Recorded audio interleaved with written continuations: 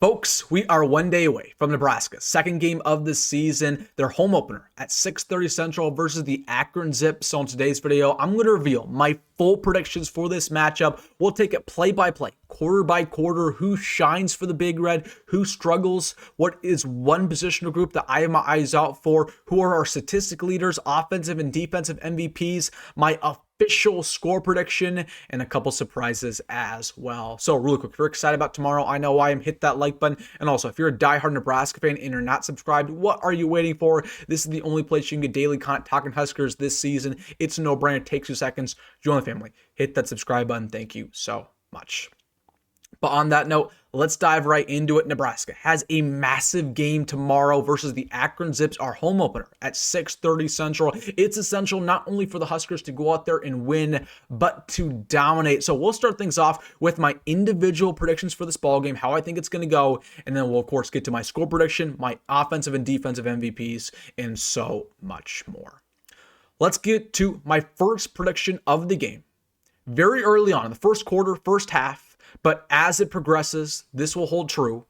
Nebraska's defensive line bounces back. They heard all the criticism. They heard all the questions. And don't get me wrong, I believe that the interior defensive line is going to be a problem that persists as the year goes on for Nebraska. But as for the exterior, it's going to shine versus Akron. This offensive line for the Zips is awful. Okay, they don't have anybody. They don't have anybody who's worth anything. They have no talent. They have one of the worst offensive line in football. And for that reason, our exterior guys are 3 techniques, are 5 techniques. They're going to shine. They're going to get to the quarterback very early on. Williams-Nembhard is going to have 2 sacks in the ball game. Cam Lenhardt's going to get pressure, but not only that, he's going to dominate the run game. I believe that Keona Davis, while he's going to play sparingly due to the injury that he suffered versus Cincinnati, he's going to have some good reps. And also, the thing that I'm excited to see versus the Zips, some of these younger guys, like a Jalen George, like a Cade Petschok, even like a David Hoofkin, getting some reps. I think they're going to play very well. So, again, the defensive line, that's been the whole question mark. Matt Rule, Terry Bray, John Butler, they've been working overtime over this week to try to fix that unit ahead of Michigan in 2 weeks.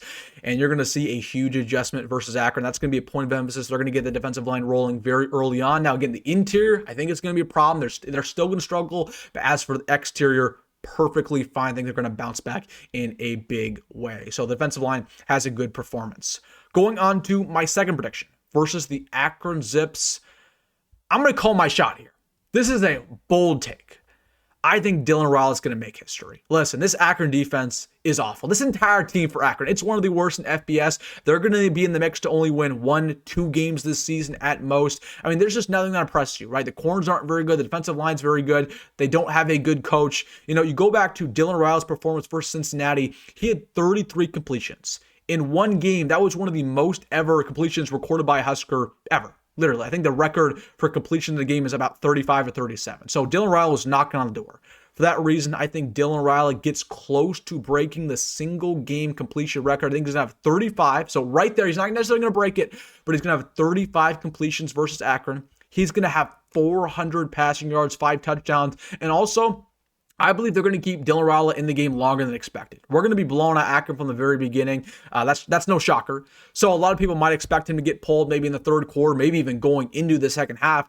I think they're going to keep him out there well into the fourth because they're going to try to figure out this offense. They're going to try to figure out what works, what doesn't work. They're going to once again try to build a rhythm between Dylan and his wide receivers because they know that when we play Michigan in 2 weeks, we got to be on track. We got to be perfect in all aspects. This is pretty much like a borderline practice for us. So we got to treat it like that. We got to treat it like an experiment, take risks. And I think Dylan Raiola, because of the fact he's going to be out there longer than expected, he's going to shine from a statistical standpoint. Now, he's going to break any single game records? Probably not, but he's going to be knocking on the door. And for that reason, I think he will make history. Third prediction versus Akron. I think we're going to have a lot of breakout players, a lot of younger guys that are going to get opportunities to play for maybe the first time in their career. So you're going to see a lot of guys who are maybe big time players at high school who are going to shine. You know, I go to Cortez Mills. He's going to get probably 25, 30 snaps against Akron. He's going to play well. I'm excited to see him with that jump ball ability. I want to see at least one time, if we're inside the goal line, go up and just throw him a jump ball. Throw him a fade ball and see if he can come down with it because that was the best thing about him coming out of high school. And I'm excited to see Jeremiah Charles, all the hype around him in both spring ball and fall small ball. He's corner 4 right now on this rotation. I mean, he wasn't very good last year, so I want to see if the hype's real. I want to see him out there and play well. I think he's going to break out. Mason Goldman, somebody I'm excited to see on the defensive line. He had a very strong fall camp. Again, we just need bodies on the D-line because clearly it's not very big. Clearly it's not even that talented. So if Mason Goldman can have a good day, you're starting to feel a lot better about this D-line depth. Present Tomoa, I'm excited to see him on the offensive line. That's somebody I'm very high on going into his second year. And then, last but not least, the man of the hour, TJ Lateef. He gets his first opportunity. He's going to be the first quarterback off the bench, I presume, against Akron. So listen, when Dylan goes off to the sideline, TJ comes in. I want TJ to go out there and ball out. Delegate, leave nothing on the sideline. Go out there and give him everything you got, because I think if TJ Lateef shows us his full ability, there might be some people calling for him as the year progresses, because again, he's that talented. He has that winner mindset. Of course, has that dual threat ability with his legs, but also has great accuracy, great poise. And again, winner through and through. So I'm excited to see what TJ Lateef can do. For prediction for this ball game, this is my only negative prediction, I'll say, because again, not every game is going to be perfect. Not everything can go completely in your favor. I do believe a lot of our questions at running back are not going to be answered after Akron. Okay. And I'm not really worried about Emmett Johnson. We know what he is. He's a fine running back. We've said that multiple times. The question at running back is who's going to step up from a depth standpoint, because we were very unimpressed for Cincinnati. Like Mekhi Nelson was not very good. I think he only had 1 carry on the game. Again, he ran straight into the offensive line. Okay, he's just not a very smart running back necessarily. Mekhi Nelson, again, he's powerful, he's speedy, but when it comes to reading the offensive line, shooting through the A gap, B gap, he struggles with that. And that's the most important thing from a running back in the Big Ten. Okay, Isaiah Mozee, he's still just very raw. Clearly the ability's there, but he's a true freshman still. He's still learning the position. And what about Quinn Ives? Quinn Ives got no snaps versus Cincinnati. He's healthy. Like, can we see him versus Akron? Maybe he can get his running back 2 job back. And I wouldn't even mind seeing like Connor Booth or Kenneth Williams. So my thing is, I do believe our running backs are going to leave a lot to be desired. Are they going to go out there and struggle necessarily? Like, no, I could see Mekhi Nelson get a touchdown. I could see him show us flashes, but he's not going to go out there and rush for 100 yards. And we're not going to sit here after the game and say, oh, Mekhi Nelson, he's easily, going to be a breakout player for us going forward. Like, I don't think it's going to be the case, right? We're going to see some good, but we're still going to have a lot of questions going into Michigan, going into next week versus Houston Christian when it comes to our running backs. And then 5th and final prediction of the ball game, Nebraska is 100% healthy. And honestly, that's probably the only thing that I'm looking out for, right? We're going to win. We're probably going to blow this team out.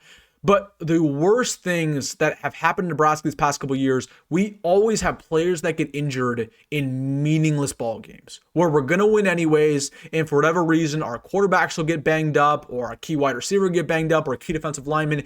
That can't happen. Just can't happen. So for that reason, I do believe Nebraska, they'll stay 100% healthy. They're going to be very aggressive with the substitutes. Again, I think very early on, the starters are going to get out of there, especially on defense. They're going to try to rotate guys in. So I do believe Nebraska will be 100% healthy. We got to be healthy throughout the season. Okay, the best teams in the Big Ten particularly are the healthiest. Okay, if you get banged up, you're not going to succeed, especially with our lack of depth, right? We just don't have depth at some of these positions, like the D line, like the secondary. Even I'd say wide receiver right now is trending that way. Like, we just don't have a lot of depth. So if we get injured, that's really the way the season goes pretty bad pretty quickly. So you got to stay healthy, and I do believe they will be healthy versus Akron. All right, prediction for this ball game versus the Zips. Who gets it done? Okay, it's going to be Nebraska, but how much? That's the question. I believe Nebraska in their home opener, night game, atmosphere. It's going to be loud. People are going to be excited.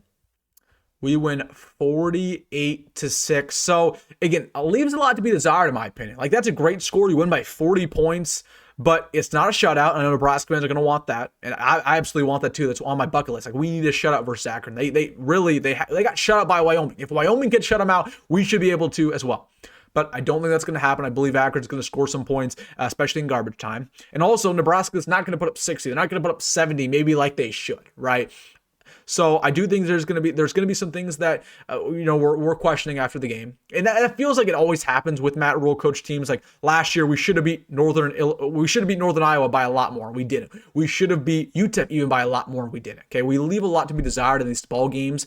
So I do believe Nebraska will win. We'll win by 40, but it's only 48-6. As for my MVPs, Dylan Raiola, offensive MVP for the second consecutive week, simply because again this is one of those breakout games. He should be surgical. He should be. He should be dynamic, electrifying. I want to see him running the ball a couple times as well. But I believe he's going to just pick apart this Akron defense. And as for our defensive MVP, I'm going to go with Williams-Nwaneri. I think he's going to break out. I told you guys the exterior defensive line, I feel great about the 3 techs, the 5 techs.